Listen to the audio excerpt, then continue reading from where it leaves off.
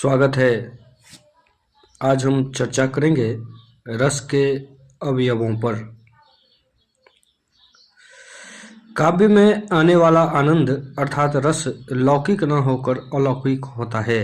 रस काव्य की आत्मा है।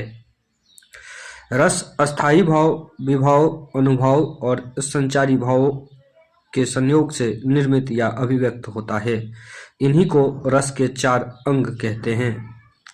अस्थायी भाव की अगर हम बात करें तो अस्थायी भाव के संबंध में इस बात को ध्यान में रखना जरूरी है कि उसका निरूपण रस की दृष्टि से किया गया है। इसीलिए अस्थायी भाव रस निरूपण में शास्त्रीय श्रेणी है।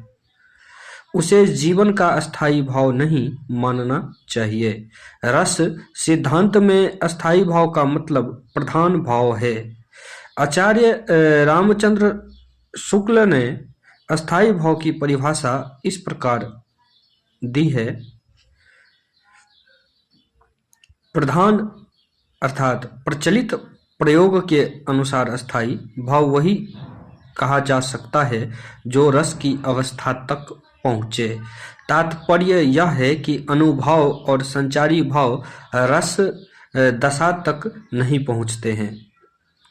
अनुभव व संचारी भाव किसी न किसी भाव को पुष्ट करते हैं और वही भाव पूर्ण रस दशा को प्राप्त करता है। रति, शोक, उत्साह आदि भाव जीवन में प्रधान या मुख्य होते हैं, वो ही रस की अवस्था को प्राप्त करते हैं। अस्थायी भाव की संख्या 9 बताई गई है, किंतु इनकी संख्या 8 और 10 भी मानी जाती है। इनके नाम हैं रति, ह्रास, शोक, क्रोध, उत्साह, भय, जुगुप्सा, विस्मय, निर्मेद और वात्सल्य। इन्हीं अस्थायी भावों का विकास रस के रूप में होता है। इसीलिए रस की संख्या भी अस्थायी भावों की संख्या के अनुसार होती है। अब हम बात करेंगे विभाव पर। विभाव से अभिप्राय उस वस्तुओं और विषयों के वर्णन से है जिनके प्रति किसी प्रकार का भाव या संवेदना होती है।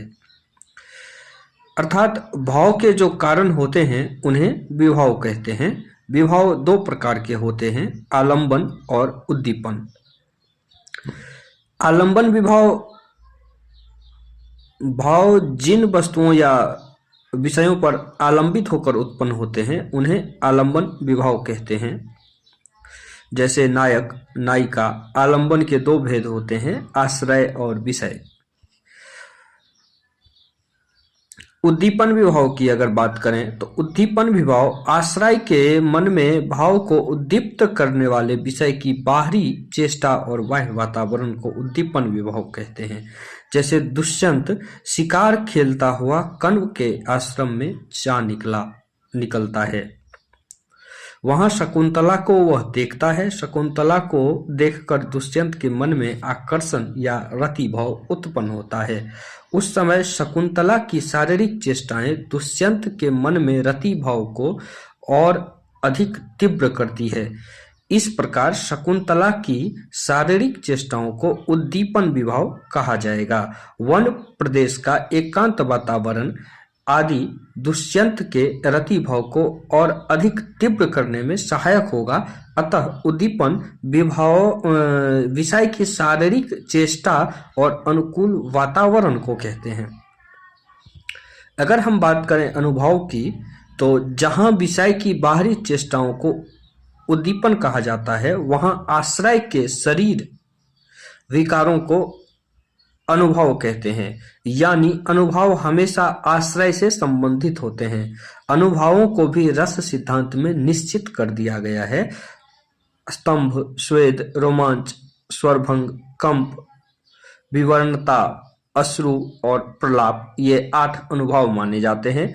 जैसे शकुंतला के प्रति रति भाव के कारण दुष्यंत के शरीर में रोमांच, कंप आदि चेष्टाएं उत्पन्न होती है तो उन्हें अनुभव कहा जाएगा। अगर संचारी भाव की बात करें तो मन के चंचल विकारों को संचारी भाव कहते हैं। संचारी भाव भी आश्रय के मन में उत्पन्न होते हैं। संचारी भावों को व्यभिचारी भाव भी कहा जाता है। इसका पहला कारण यह है कि एक ही संचारी भाव कई रसों के साथ हो सकता है। दूसरा कारण यह है कि वह पानी के बुलबुले की तरह उठता और शांत होते रहता है। उदाहरण के लिए शकुंतला के प्रति रति भाव के कारण शकुंतला को देखकर दुष्यंत के मन में मोह, हर्ष, आवेग आदि जो भाव उत्पन्न होंगे उन्हें संचारी भाव कहेंगे।